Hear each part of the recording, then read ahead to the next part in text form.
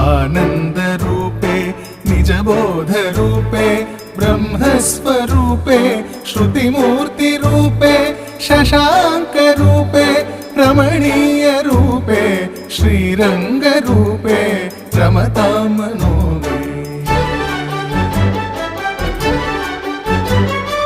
कावेरी तीरे करुणाविलोले मन्दारमूले धृतचारुकेले दैत्यान्तकाले अखिललोकलीले श्रीरङ्गलीले रमतां मनो मे।